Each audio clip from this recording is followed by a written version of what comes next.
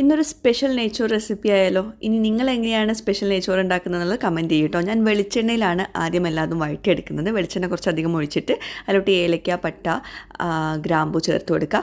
ഇഞ്ചി വെളുത്തുള്ളി ചതച്ചതും പച്ചമുളക്, സവോള എല്ലാം കൂടി നന്നായിട്ടൊന്ന് വഴറ്റിയെടുക്കണം, സോഫ്റ്റ് ആവുന്നവരെ. എന്നിട്ട് ഇതിലോട്ട് വെള്ളം ചേർത്ത് കൊടുക്കുക. ഞാനിപ്പം 6.5 കപ്പ് വെള്ളം ഒഴിക്കുന്നുണ്ട്. 3.5 കപ്പ് അരിയിലോട്ട് കേട്ടോ. ജീരകശാല റൈസാണ്. അപ്പോൾ വെള്ളം ഒഴിച്ചിട്ട് നന്നായിട്ട് തിളപ്പിച്ചെടുക്കണം. ഞാൻ പിന്നെ കുറച്ച് ക്യാരറ്റ് കഷ്ണങ്ങളും കൂടി ചേർത്തിട്ടുണ്ട്, ഒന്ന് ഭംഗിക്കായിട്ട് കേട്ടോ. അപ്പോൾ വെള്ളം നന്നായിട്ട് തിളയ്ക്കുന്നുണ്ട്. അതിനോട്ട് ഉപ്പ് ചേർത്ത് കൊടുക്കുക.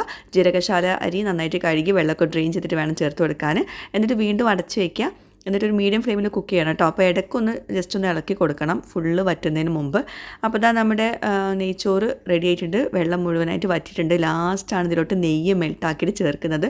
ഒരു 2-3 ടേബിൾ സ്പൂൺ നെയ്യ് മെൽട്ടാക്കി ചേർത്ത് കൊടുത്താൽ മതിയാവും. ഇങ്ങനെ ആകുമ്പോൾ നെയ്യിന് നല്ല ഫ്ലേവർ ഉണ്ടാവും, നെയ്ച്ചോറ് നല്ല ടേസ്റ്റ് ആവും, നല്ല സോഫ്റ്റ് ആവും. ലാസ്റ്റ് ഗാർണിഷും ചെയ്തിട്ടുണ്ട്. എല്ലാവരും ട്രൈ ചെയ്യാം കേട്ടോ.